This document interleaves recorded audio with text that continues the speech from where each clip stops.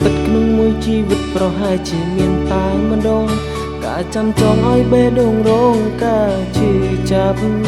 មានអារម្មណ៍កប់ទុកជាច្រើនដែលរូបបងចង់ប្រើចង់ឲ្យអូនស្ដាប់ពេញមួយជីវិតបងមនុស្សល្ងង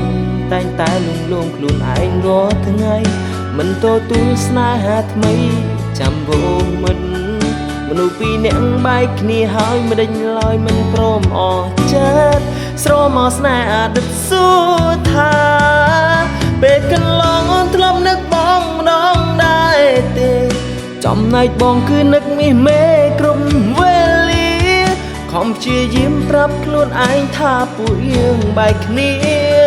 តែបញ្ជាខួរក្បាលមិនបានមនុស្សបែកគ្នាអាចមានវេលាជួបវិញទេបើបេះដូងគឺនៅតែស្នេហ៍ភ្លេចមិនបានមានវិធីណាធ្វើឲ្យបងភ្លេចកលយានរឿងប៉ុន្មានហេតុអ្វីអូនភ្លេចងាយឡើ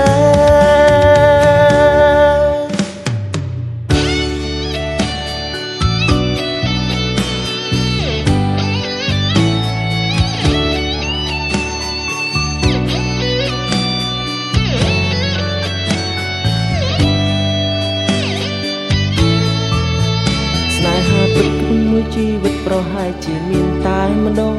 ការចាំចងឲ្យបេះដូងរងការឈឺចាប់មានអារម្មណ៍កប់ទុកជាច្រើនដែលរូបបងចង់ប្រើចង់ឲ្យអូនស្ដាប់ពេញមួយជីវិតបងមនុស្សល្ងងតែងតែលងលងខ្លួនឯងរាល់ថ្ងៃមិនទទួលស្នេហាថ្មីចាំបូមិត្តមនុស្សពីរនាក់បែកគ្នាហើយមិនដេញឡើយមិនព្រមអស់ចិត្តស្រមកស្នេហ៍អតីតសួរថា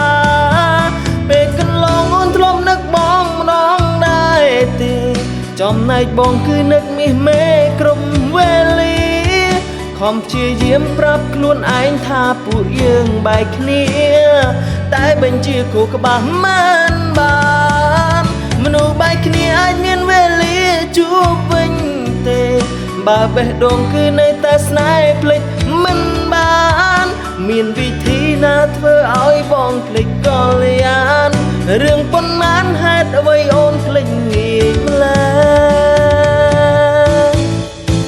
ពេលកន្លងអូនធ្លាប់នឹកបងម្ដងដែរទេចំណែកបងគឺនឹកមាសមេគ្រប់វេលាខំព្យាយាមប្រាប់ខ្លួនឯងថាពួកយើងបែកគ្នាតែបញ្ជាគូក្បាលមិនបានមនុស្សបែកគ្នាអាចមានវេលាជួបវិញទេបើបេះដូងគឺនៅតែស្នេហ៍ភ្លេចមិនបានមានវិធីណាធ្វើឲ្យបងភ្លេចកលយានរឿងប៉ុន្មានហេតុអ្វីអូនភ្លេចងាយឡើយមានវិធីណាធ្វើឲ្យបងភ្លេចកលយានរឿងប៉ុន្មានហេតុអ្វីអូនភ្លេចងាយម្ល៉េះ